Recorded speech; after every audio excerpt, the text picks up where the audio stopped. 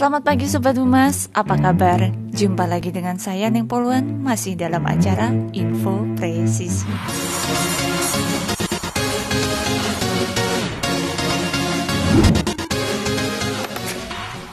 Berbagai macam upaya dilakukan pemerintah Jawa Timur untuk mengantisipasi penyebaran virus COVID-19 dan virus varian baru.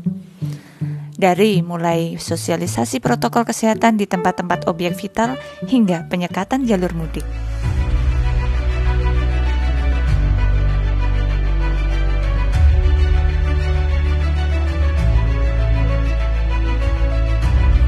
Terkait dengan penyekatan jalur yang telah dilakukan oleh TNI Polri di seluruh Jawa Timur bersama pemerintah daerah, telah melakukan pemeriksaan kepada ribuan kendaraan yang melintas di pos penyekatan. Sebanyak 215.997 kendaraan yang telah diperiksa, sebanyak 43.665 sudah putar balik, sedangkan yang dilakukan swab antigen secara acak sebanyak 3.197 kendaraan.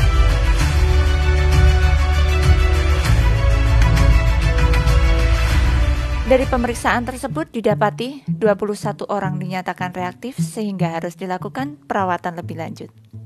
Kami mengimbau untuk seluruh masyarakat apabila nanti kembali itu tetap melengkapi dirinya dengan satu surat keterangan bebas COVID, kemudian yang kedua surat tugas dari instansi di mana mereka bekerja ataupun perusahaan.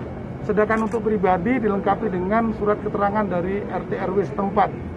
Lalu saya minta dan saya mohon dan kami memohon pada seluruh masyarakat tetap waspada karena di sekitar kita COVID masih berada dan tentunya ada juga varian baru yaitu B1617 yang dari India. Itu perlu kita waspadai karena sifatnya lebih cepat dan lebih melemahkan kita sehingga perlu waspada. Sekali lagi saya himbau pada masyarakat, ayo patuh, jaga diri, jaga keluarga, jaga negara. Demikian info presisi hari ini. Nantikan sketsa video kita berikutnya.